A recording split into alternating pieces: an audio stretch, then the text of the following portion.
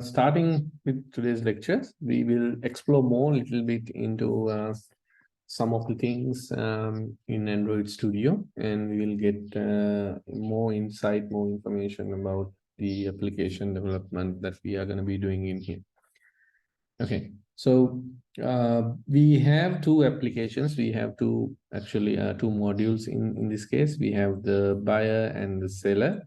Okay, so the idea is behind this application is actually we are going to be learning under one application. We don't need to like learn the two applications that we're going to develop. We will just focus on one single application. Then what we will do is so you guys get the idea to apply it to another one as well. Okay, so basically you don't need to have two applications created. It was just arise as a questions that we had earlier on. Okay, next thing, give me a second. I might need to switch my dialog connection.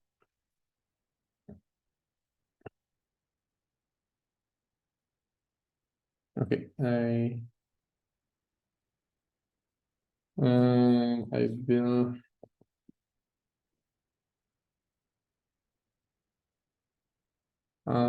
Okay, so I will open one single application.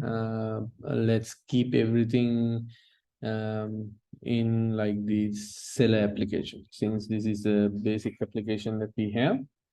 So we have the seller application and the buyer application. We can run either one of these things anytime if you want.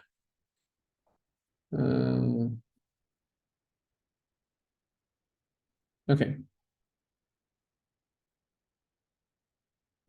Let's explore more. First, we will look at one of the most important files that you will find in Android is this android.manifest.xml. Okay, so why this file is more important than the others is because this is where most of the time we will end up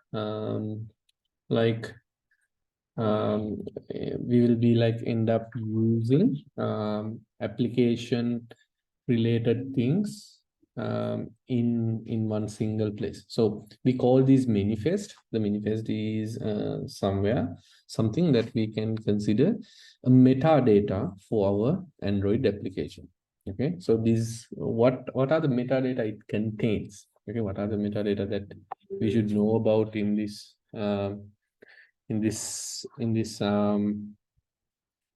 application context? Okay, the first thing is that you will see is this XML file. I hope everyone is familiar with XML. Okay, earlier days, even today, you will find some of the application is using XML into a great extent, but in recent years, we have actually Android has switched from XML based application to XML application XML application to be showing the UIs, configuration, and all those stuff. But nowadays, we find only this application manifest is in XML format. Okay, so these are like XML tags that we know. If you are familiar with HTML, they're quite kind of similar. Okay, so the manifest is this is the declaration of the manifest. That means that is the starting point. Starting point of the manifest file, and this is the schema for that. That means if we are going with this manifest tag, okay, what are the allowed fields and everything within this manifest is described by this XML namespace. Okay, so basically you don't need to know everything about these things, but just make sure you guys know XMLs and everything that I mentioned there. Okay, the first mode tag that you will see is the application. Okay, so the application tag is a annotation that describes an application. Okay, so we have one application, we call this as a buyer. Okay, so we give a description about the application in XML format. So we will give some information to describe this application. So why we have we have one XML namespace, and we can have another one with an application. Sorry. Another application like this. Yeah, we can have multiple application, but that is like we do not define two applications in one single XML these days, because we have multi-module application like what we see in here. Okay, the declaration of the manifest was done earlier days of in Android, but now nowadays what we do is we have nowadays we have these multi-module applications, so we do not see a clone of this application right around there. So we have one single application, one per module. Of course, this is not like written in stone or somewhere. Okay, you can always have these things depending on a requirement or something like that. It may change, but most of the time, 99%, you will see a one single application within one single module.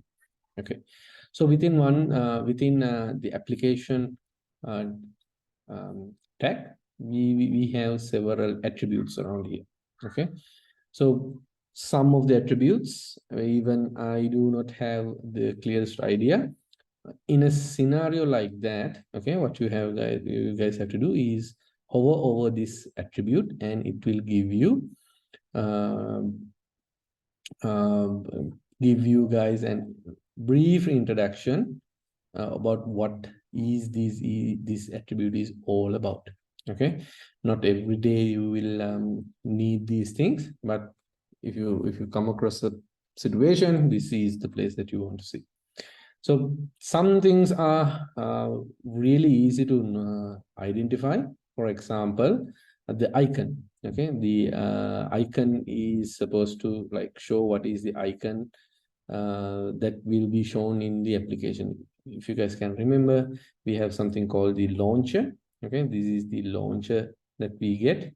So within the launcher, this is the icon that we have, that we are using. Okay, of course we can change it anytime and have it ready. And obviously you guys can see within the launcher we have a name right around here. Okay, we can change that name by using this label attribute. So right now you guys can see it is buyer. Okay, and in here now we can see the icon launcher, and the label and rounded icon. Some Angular versions need the rounded icons, but let's not keep everything in this lecture, but we'll have like a small idea what these things are. And probably one of the best thing is like the icon, label, and theme. Okay, these things will determine the application overall structure and what you see in the screen. And within the application,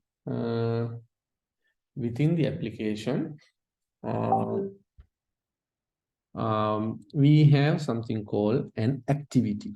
Okay, so earlier days, even now, activity is like the screens that we see. Okay, screens that we can see, where user will interact with, where the users will have the UI stuff, the buttons, the images, the text that we need, everything.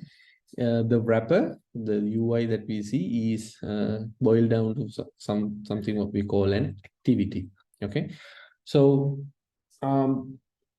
like well, like when you're developing applications, we use activities most of the time. Okay, we use activities most of the time to show a screen. And if you want to show something completely different, let's say we have two screens that we need to show.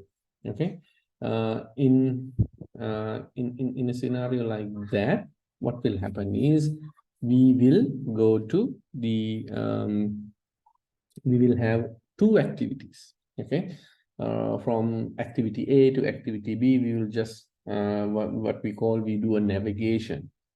When you click on a button on navigation on screen A, we will be navigate to the next one. Okay, so we do a transition from activity A to activity B. Okay, so we have that kind of infrastructure.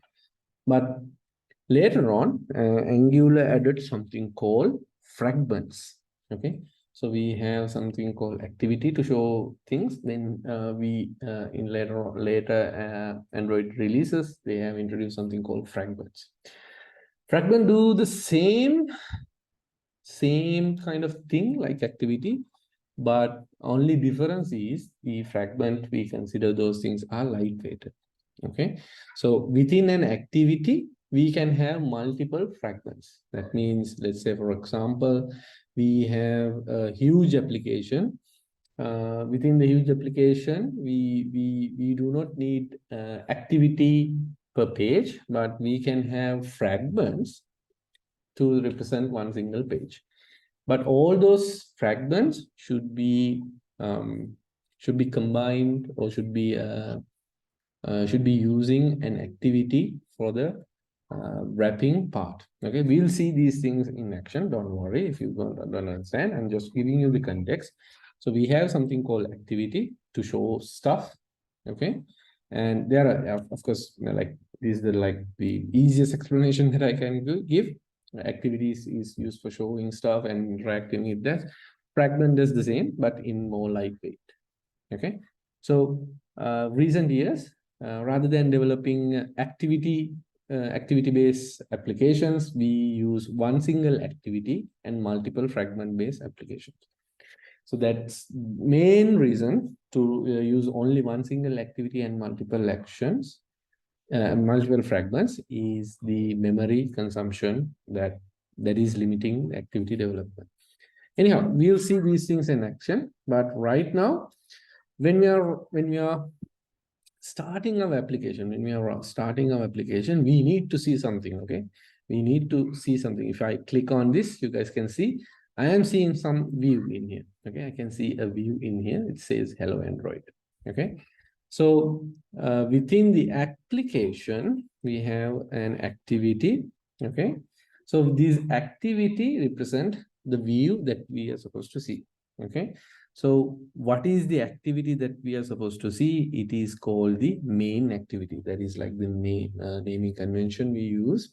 Okay, so the main activity is the activity that we will see when we open the application. Okay, but remember, within an application, we can have multiple activities. Okay, as I mentioned earlier days, we had the design principle. We can have multiple activities. But remember, at some point, we have to make sure one of those activities should be the starting point. That means when we open the application from the launcher, one activity should be there to show at the beginning of the application launch. So as I mentioned, we can have multiple activities. We will create multiple activities, no worries. Okay, but how do we indicate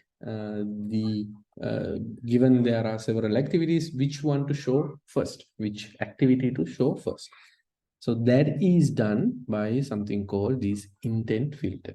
Okay, so using this intent filter, what will happen is it is basically giving an idea, Android. Okay, when you are launching the application, you will find several activities, but out of those activities, use this activity, the activity which contain this intent filter and this action and category parameters, whoever hold this intent filter, exactly this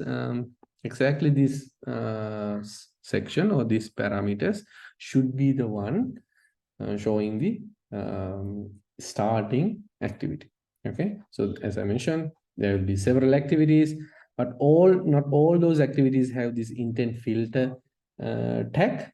Okay, whichever the activity containing this specific action with the main category with launcher, this specific tag should be there within an activity to make sure that this is starting at the beginning.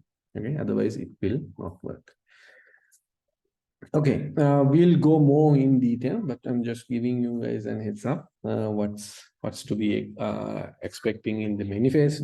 We'll come back to manifest in different locations. Now you don't have to worry about all those things at once, but give you guys like a bird eye view of the Android manifest. This is like what we need to think about.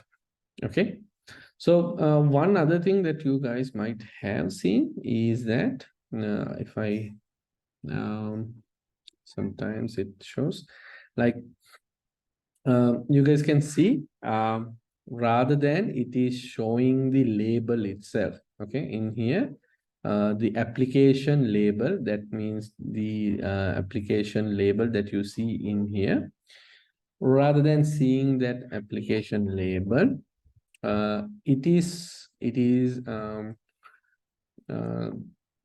by default it is showing buyer, right?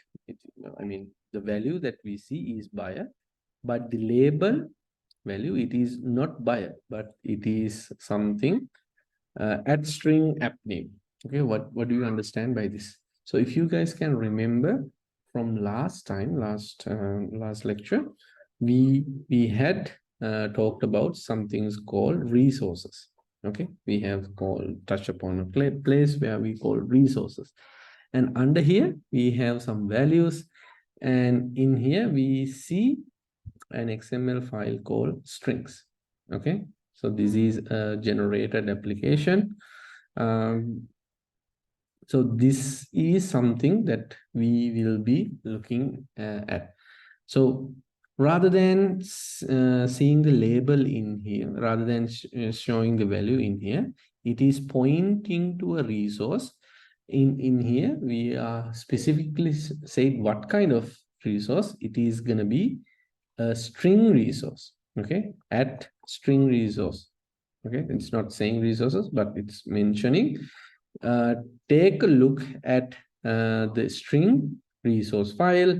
Under that resource file, you will find a name value called app name. Whatever the value that contains within the app name will be the usage of the label. So we are referring to a string resource. Under that string resource, we will find an element called app name. Whatever that name, whatever the element or the tag holds, the value will be used. So if I go back to string.xml, and you will find a string. Okay, it's a list of resources. Under there, we will find a string. The name is app underscore name. It's the same value that we see in here, app underscore name. Okay, so whatever the value this string hold will be used as the label for our application. So right now, if you look at it, it says buyer. Okay, it's just say buyer. So if I just change this to capital B, and if I say buyer app, okay, I just, for demonstration, I'll change the application name value to buyer app. Then I will run it again. Probably I might need to uninstall, but let's see.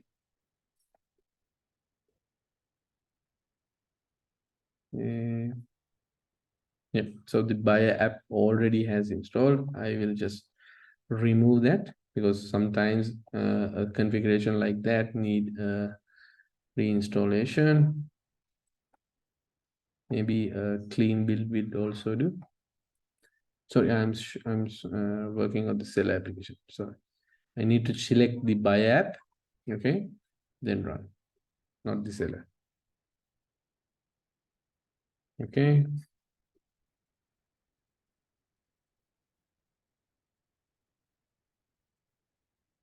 Let me remove the other applications. There you go. So you guys can see the app now renamed as the buyer app. Okay. If I remove this, the app section, and run it again within the launcher, yeah, we can see the buyer app. Okay. So we can use the buyer section in here, right? Like, sorry, this is the label that we have used is buyer. So you might ask, okay, if we just want to show the name, why do we have to go such in lengthy process? Okay, why can't we have like, the value like buyer in here? Okay, that works the same. So to recognize a resource value and non-resourced value is just remember a resource value always start with the @ sign and the resource type. Okay, right now I'm not saying anything. I am saying the buyer, the label value, the direct value in here. Buyer, let's say buyer app 2. Okay, app 3. Okay, if I restart this again and if I go to, I think I need to uninstall. Most of the time, these kind of changes require a restart.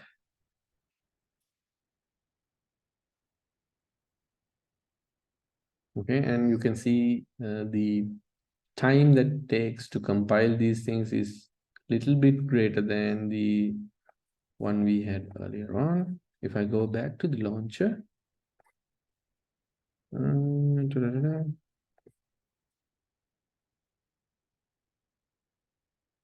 not updated. I think I need to label in here is buyer.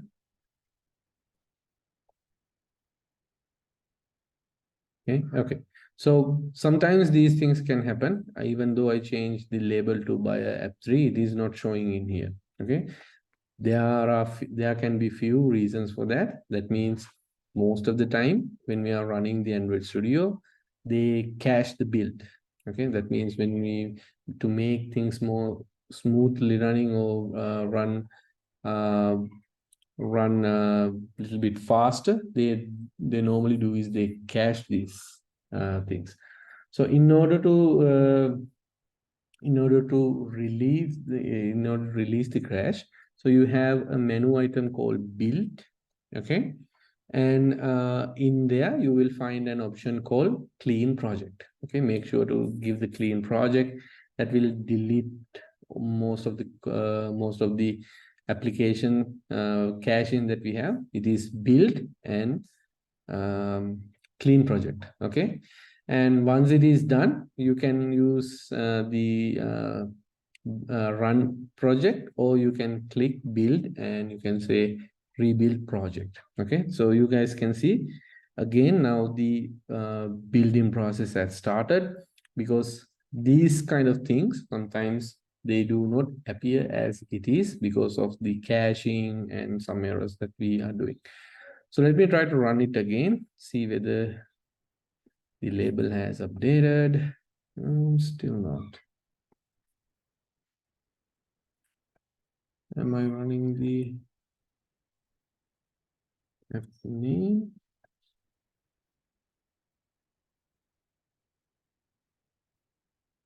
I think let me check whether it is the activity name. Normally it should be a buyer 2.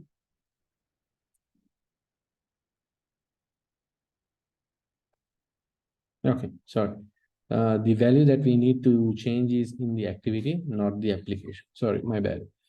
So you guys can see the buyer 2 in here. It is showing buyer 2. the thing that I want to emphasize in here is that why can't we hard code the value in here? Okay, you can hard code these things rather than referencing a string in here. Referencing a string in here. Why do we have to? Why do we have to? Why do we need to have this in something like this? Okay, so basically we don't need the label in here. We can have the label in here within the application. So that's why the error was giving. So anyhow, the basic point in here, why do we need to refer something like this in a different string file? We can normally hard code everything in here and it should work, right?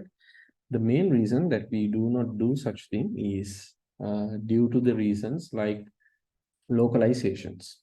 Okay, say for instance, we want to have this application written in another language. Sometimes we need to give sometimes we need to give this to a different language. So in Sri Lanka, we do not, we see a lot of application in English, right? But there are several applications. We might need Sinhala, and there are some people who need Sinhala to work with, okay? Same goes to other countries, like most of the European countries, they try to talk their native language or native they want to communicate with native language. So in that scenario, we might come into a trouble into a place where, say for instance, I want to deploy this application in a different name and a different region. So if I am doing that, how I can deploy these things, okay, how I'm managing local languages, okay. So in here, you guys can see it is not hard coding any values like the name of the application, but it is referring to a place, okay. It is referring to a place called string app name. That's it. So by default, the language within your mobile device. So this is by default, it is in English, right? If you go to settings, there's the setting. Okay, here. So settings, and within this, I think we have something like language. Okay. So language that we see in here, use the system language. Right now it is in English, right? Say for instance, we want, I'm not sure whether we have Sinhala here. We have Sinhala in Sri Lanka. The applications will change, okay? But most of the things that we see in here does not change, right? It doesn't have much of an effect when it is coming to changing the language of the application. But most of the time, okay, most of the time, the language that we are using is going to be something native. If you find native languages easy to use, sometimes there can be use cases where native language make more sense. Say for instance, if you want to develop something for two languages, something like that, then it will be really hard to work. So so we can set languages for each. Okay, not sure whether we can use. So in here, I have United States as the system language. I can add another language. Let's say, for instance, I'm not sure whether we have Sinhala. Let's see. Do we have Sinhala?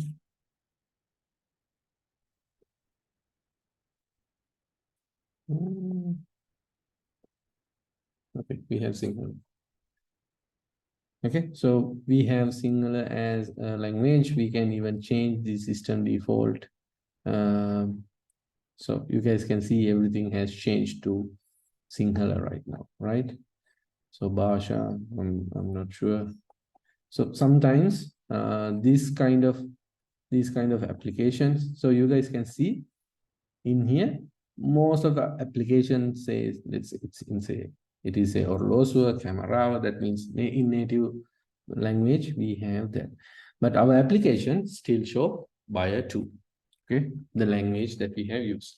Say for instance, we want set to set the language for the user in a if they have selected Sinhala as their default language, we want to say Vikunum Karu or something like that. Okay, something that makes native to Sinhalese people.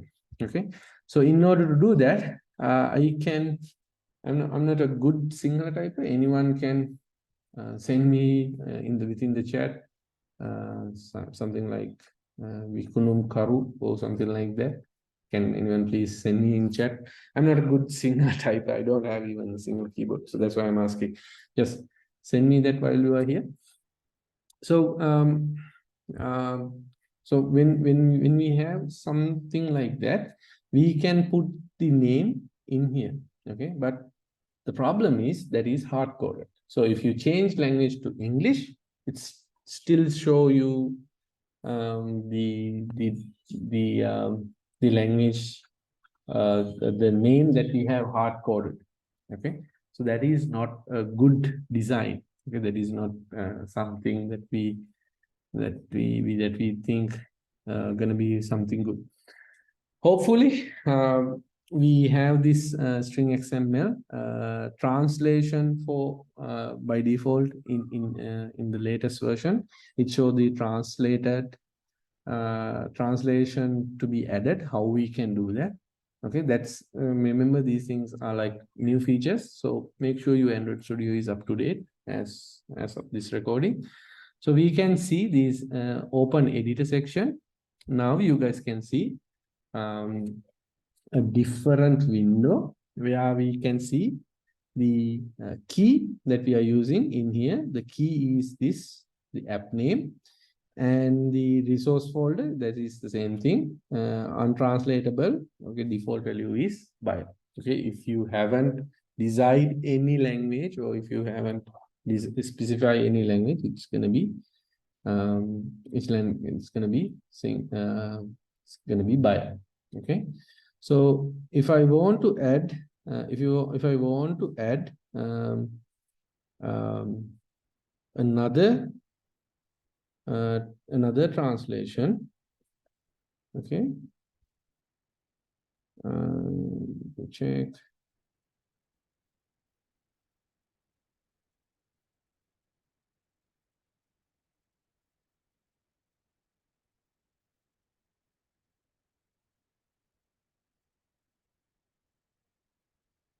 Okay, in here we can have Sinhala, right?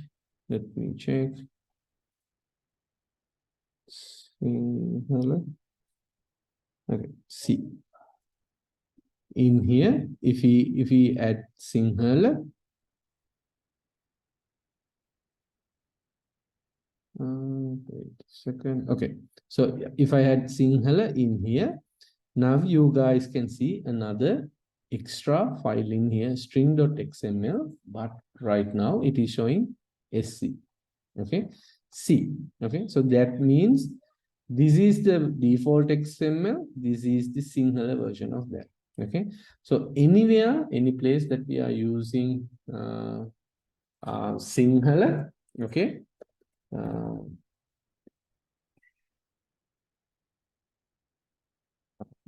So I just need to find the Sinhala word. Give me a second. I need to get the Sinhala word for Bayer. Anyone have Sinhala name, like the Unicode version for this?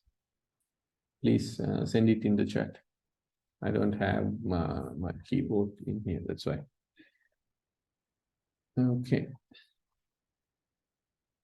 So in here, what I need to do is, in English, the app name, the key for the app name is Bayer.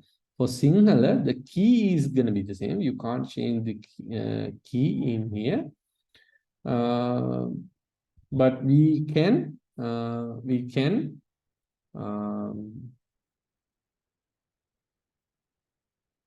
can have another. Okay, somebody have saved my day. Thank you, Janidu. Okay, so in Sinhala, what we can say is we can have the Sinhala version, the Unicode, like this. Okay, so now if the phone, the operator who is running this application will have Sinhala as the language rather than showing them buyer, okay, or the seller, whatever, they will have this this thing. I think the should be the Vikunum. Buyer means Miladi gaining. But anyhow, you get the point. Don't mess this up with the language. Okay, right now, if you look at the application name, see, in Sinhala, it shows Vikunum Karu, and that is because of the language that we have selected in here. And Murapadeginum, Paddatiya, Bhasha Adaniya, Bhasha.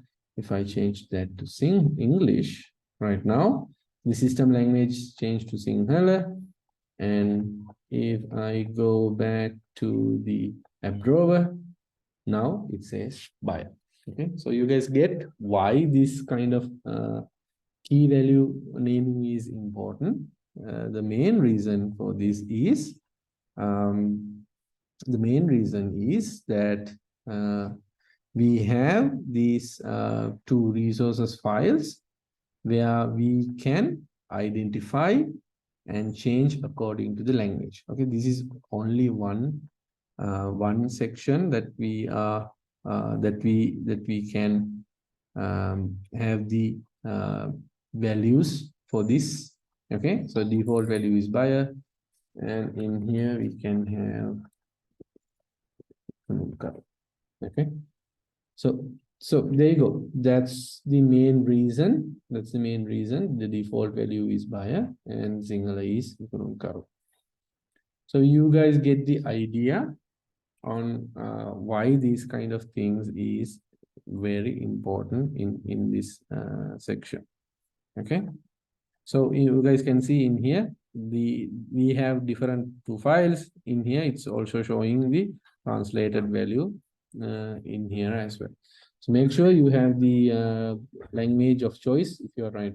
So not all the languages are supported. Yes, that is not like going to be the first thing that you have in mind, but keep in mind these kind of things will greatly help you guys. So same goes to other things. Okay, so we have resources drawables. Okay, that is not for localization. Of course, you can use some things like that for different locals. You can have different icons. Okay, because some colors, some icons maybe makes more sense in different languages. But in a case where you have different phone devices, that means you have a low resolution device, what are the icons? I think we discussed the icon types that we are seeing in here. Okay, why do we need these icons, and what is the use case of these icons in general?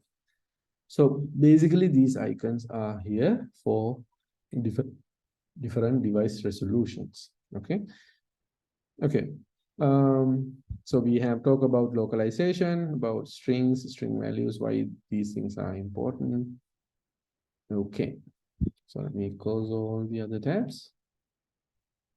Now, the next thing that we need to focus on is the code itself. Okay, so we will keep aside the testing part as of now, but for later on, we will add those things as we go on.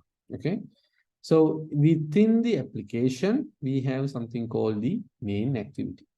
Okay, So if I open that main activity KT, you will find a bunch of codes. We will explain one by one. Okay. But the name should be something that you guys are familiar with. Okay. The reason behind that in Android manifest, if you guys can remember, the activity tag we used the main activity. So is it referring the same class, the main activity KT file that we are using? To figure it out, you have to just control and while pressing control, click on the label that you see in your main activity. It will guide back to the class itself. So you guys can see it is the same file as we are referring. So here you go. So let me go with few of the language and stuff that you will see in it. Okay, first thing is the package declaration. I'm not going to go in much detail. It's like basic Kotlin. So we have a package and we have a bunch of imports, okay, built on Android itself, Android X, Android X Compose, Android X related things, okay, and then something from on my library, like in here. So these are like created for me, so I don't have to worry about those things that much. Okay. All right. So next thing is that we need to do, these imports are there. We will look into things like what do we see in this main activity. So the class declaration has happened. It is called main activity, and this is inheritance. Okay. So in Kotlin, we show colon to indicate inheritance. In Java, we use the keyword like extend to indicate an inheritance. Okay, right now in Kotlin we use colon, and what is the activity? What is the class that we are inheriting? Okay, this is the parent. This is the child one. And we have something called override. So if you guys know from OOP concepts, override means that we are taking some methods available in activity component, and we are providing our own solutions. That means we are not using what is in the component activity. We are overriding it. That means we are manually adjusting it that to our need. Okay, so we are overriding a function called onCreate. Okay, and this function we have, it will pass this save instance state in type of bundle. Okay, so I'm not going to go through the Kotlin itself. Okay, I'm not going to go through that. So the method is onCreate, and the parameters or the pass parameter is going to be save instance state bundle. Okay, so the first thing that the application does is calling its super class, super onCreate method. Okay, so super in super dots, in the sense it is calling its parent and calling its onCreate method. That means even though we override it, the first thing that we do is we are calling the component activities onCreate method and pass the saved instance state. Okay, that is by what's happening in here. So what is this onCreate method? Okay, why do we need these kind of things to be override? Okay, so in this scenario, I need to teach you guys another concept in Android. That concept is called lifecycle methods. Okay, so in Android, each and every activity has its own life cycles. So anyone here have an idea about Android life cycles? Raise your hand if you have heard about it or can guess.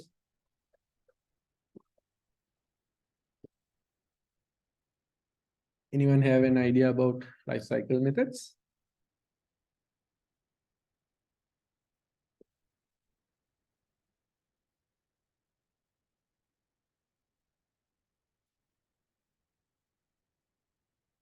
Okay. Okay. So make sure this is, even though this is in Android, this is particularly in an activity. Okay. So in an activity, we have several life cycle methods. Okay. So let me show what are those life cycle activities and why do we need these things in the first place. Let me start a new share. Shift and okay. So this is out of from the Google developer documentation. So when you are starting an activity, okay, when you are starting an activity, so you guys can remember where the activity started. It is coming from the manifest. Manifest say, okay, we have an application. This application is containing an activity. That activity would be main activity. So starting from manifest, we are coming to a place where the activity is going to be showing, okay, but it is not going to show at that moment, okay. It's gonna have some life cycle events happening, life cycle methods to be called, okay. So in general, in core of the Android activity, you